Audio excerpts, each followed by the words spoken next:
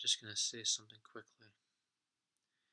What these governments are trying to do is destroy the old world to create a new world. It's like, for example, let's just say you find an old house. It's been there for hundreds of years. The wood's rotten, the glass is broken, whatever. It's an extremely old house. The best thing to do would be to demolish the whole house and build a better new one, right? Or you could add to it and still have problems with it. Yeah. With part modern, part old. Most people probably would prefer to demolish the whole house and start all over again. Well, it's like this with the governments. They want to destroy us to create a new world for themselves, a better world for themselves, for a one-world government with less people in the world to control, just to make a one-world government's job a lot easier. Right? That's why when you look at the Georgia Guidstones, it says maintain humanity under 500 million. That means billions of people have to die to be able to get that goal met for the new world order. Right? So how do they do that? They have to destabilize countries around the world. One of the techniques that Rothschilds talked about, because they're part of the New World Order for one world government, is that they wanted to corrupt the youth of the nations with drugs and alcohol and moral corruption. These are some of the techniques to help destabilize countries around the world. Other techniques would be to remove from the minds of men loyalty to family traditions. That's another technique. This helps to split up families. And then you use the media to create a selfish population, right? Use the media so people's personalities change. They become more selfish and aggressive and things like that. They become more nasty to each other. These are some of the recipes, because eventually they want to have a social cataclysm, you see. And then the newspapers are there to make people fear and hate each other. So people think that the world's extremely dangerous and they need to protect themselves. Right? People can end up misinterpreting each other and start arguing and fighting. So the newspapers is part of the propaganda. Bertrand Russell says that the news, other forms of media like the cinemas, radio, newspapers are all propaganda techniques. The education is propaganda as well. They also the Illuminati as well as the United Nations wanted to remove religious dogma from the minds of men. Because religious dogma teaches the public how to behave themselves. It teaches the public how to be moral. They can't have that, you see. They want to rid all morals from the public. You see, in Albert Pike's letter, 3 World Wars, he planned out World War I, World War II in the 1800s. And he says World War III would be with the Muslim world, and they would have a social cataclysm where the public fight with each other and kill each other. This would be the purge, right? This is for when they have less people in the world, and then afterwards they would impose the Luciferian doctrine of Lucifer being God to the world. And the 3 World War letters, the Albert Pike, the Luciferian Freemason, was in the British Museum, was taken down.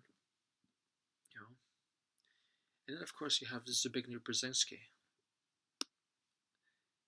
And do you know what he says, Zbigniew Brzezinski? He says, I don't think I can actually look at this. I can try.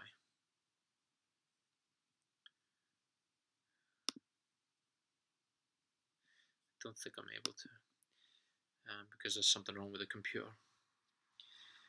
But he basically says that he can't wait for the New World Order to be established, when he says that billions of people will die in the coming war. And he says he can't wait to see the new cities built on top of the ashes of the public. He says he can't wait to hear about that. So now it makes sense why the Georgia Guidstones talks about maintaining humanity under 500 million. They want the majority of the world to kill each other, and for the war with the Muslim world as well, for World War III. You think World War III would have been enough, but it's not. They want people in the streets to fight each other. So the next techniques to do that is to create political movements, things like feminism, things like that make the public fight with each other, disunity, split up families. These are all the techniques that they need, you see, in order for them to have world government, the United Nations, and their connections with the Luciferian Alice Bailey of the publishing company. That's at the core of the United Nations, is Luciferianism. And all these ideas get traced back to Rome eventually, which is where the Antichrist will come from. Well, maybe not from Rome, but he will come from one of the Middle Eastern countries. Don't know which one. I know his bloodline. Yeah, nobody else knows his bloodline. I know his bloodline, the Antichrist's bloodline.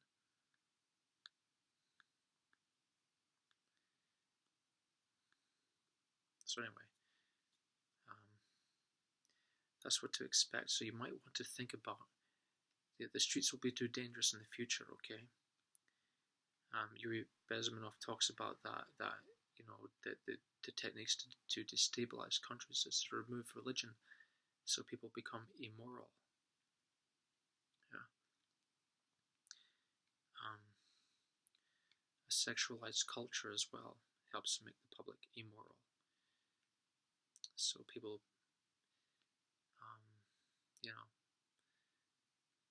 so there's less love in the world, and there's more lust in the world. Again, these are all recipe techniques to help set the public up, to try and rid love from society altogether. So people will eventually fight with each other and kill each other eventually in the future, not just now. They're under mind. Everybody is under mind control just now, right? Propaganda, mind control by the governments around the world. But they're laying the foundations for the social cataclysm just now.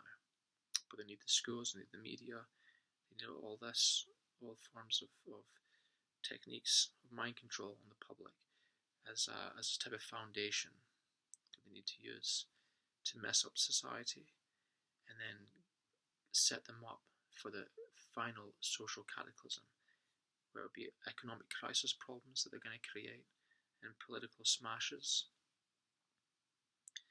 and then the public will eventually be armed. They will allow the public to be armed in some way to kill each other.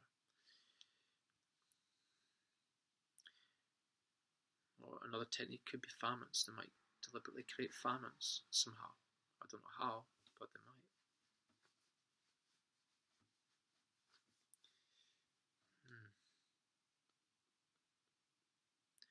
You can understand that there's a lot of evidence to back up what I'm saying. I'm riddled with lots of facts, and it's not looking good. So if I was you, learn some survival skills in case you need to live out in the wild at some point, because that's what I'm doing. Stock up on tin food as well, if you can. You'd be doing yourself a favour. Anyway, bye for now.